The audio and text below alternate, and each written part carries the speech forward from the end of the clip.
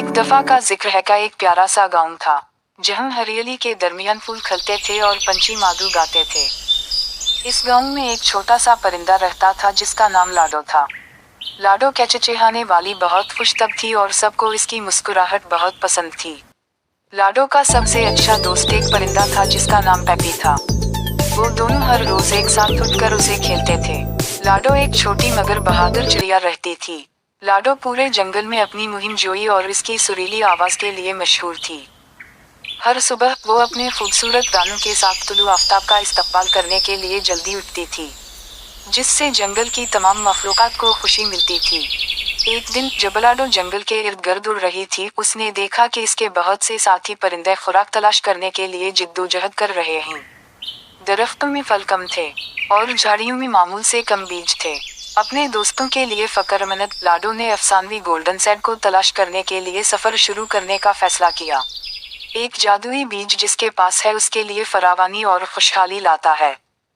बहादुरी के साथ लाडो जंगलों, खास के मैदानों और पहाड़ों में दूर दूर तक उड़ती हुई अपनी तलाश पर निकल पड़ी। रास्ते में इसे शदीद तूफानों से लेकर चालाक शिकारियों तक मुतअद्दिद चैलेंजों का सामना करना पड़ा, लेकिन लाडो का अज़्म और वसाइल कभी नहीं डिगमगाए। कई दिनों के सफर के बाद लाडो आखिरकार जमीन के सबसे ऊंचे पहाड़ के दामन में पहुंच गया, जहां सुनहरी बीज के छुपे होने की अफवाह थी। गद्दार ढलवानों पर चढ़ते हुए उसने अभी तक अपनी सबसे बड़ी आजमाइश का सामना किया। आखिरकार वो चोटी पर पहुंची और सुनहरी बीज को सूरज की रोशनी में चमकता हुआ पाया। लेकिन जैसे ही लाडो अपने इनाम का दावा करने ही वाली थी, उसने अपने पीछे एक आवाज सुनी। ये एक पुराना चुड़ैल थी जो सुनहरी बीज का मुहाफिज थी। उल्लू ने चरपी को खबरदार किया कि सुनहरी बीज अकेले एक परिंदा के लिए नहीं है और इसकी असल ताकत दूसरों के साथ इसकी कसरत को बांटने में है। चुड़ैल की बातों में हिकमत को समझते हुए लाडो ने आजिज़ी से इत्तिफाक किया। इसने सुनहरी बीज को इसकी आरामगाह से निकाला और उसे वापस जंगल में ले गई। वहां उसने उसे साफ करने के बीच में लगाया और मुजिज़ाना तौर पर ये फूटने लगा और एक शानदार दरख्त बन गया जिसमें हर किस्म के फल और बीज थे।